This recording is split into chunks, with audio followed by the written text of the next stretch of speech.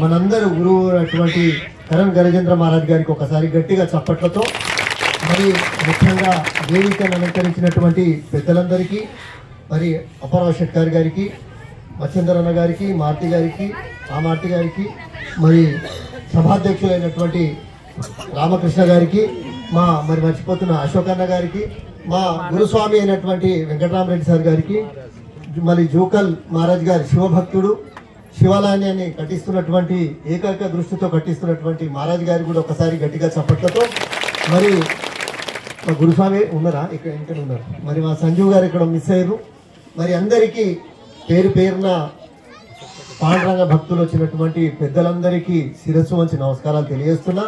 ప్రత్యేకంగా దైవ స్వరూపులైనటువంటి అమ్మలందరికీ కూడా మీ అందరికీ ప్రత్యేకంగా పాదాభివందనాలు తెలియజేస్తున్నా. చాలా గొప్ప విషయం.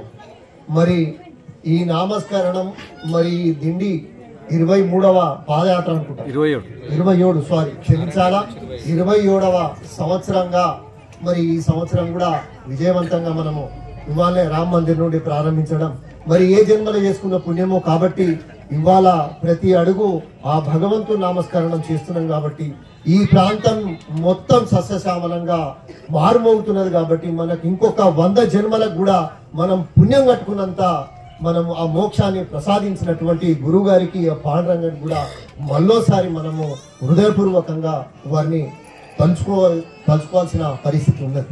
మరి నేను ఎక్కువ చెప్పకుండా నా మాతృభాష నా లంబాడి అయినా నాకు తెలుగు కొంత అక్కడక్కడ తప్పు పోతుంటుంది. సరే మీకు అర్థమయ్యేటట్టయితే చెప్పే ప్రయత్నం చేస్తా. ఎక్కడైనా తప్పు ఉంటే క్షమించాలా. మరి నేను వాస్తవంగా నేను తెలుగు రాదు సరే పలుకుతాడాను.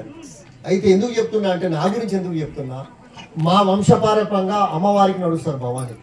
మా తాండాలలో ప్రతి ఒక్కరు ప్రతి ఏటా మేకలు కొయ్యకుండా అమ్మవారిని బలి ఇవ్వకుండా తినకుండా ఉండలేము.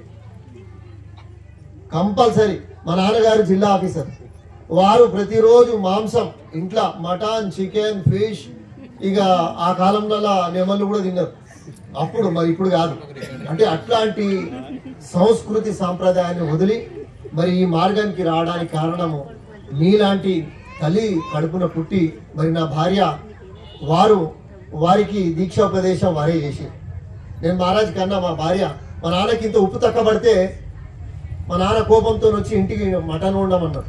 ఉప్పు ఎక్కువైంది ఇసిరేస్తే మా భార్యకి ఏమనిపించిందో మరి ఏ జన్మల పుణ్యమో. మరి ఏమన్నారంటుంటే నన్ను నెల రోజులు సతాయించింది. నేను కరణ్ మహారాజ్ దగ్గర పోతా సరే ఎందుకు పోతుందో అని చెప్పి ఎవరో తీసుకుపోయినా మహారాజ్ దగ్గర. అంతర్గం పోగానే మాల పరసు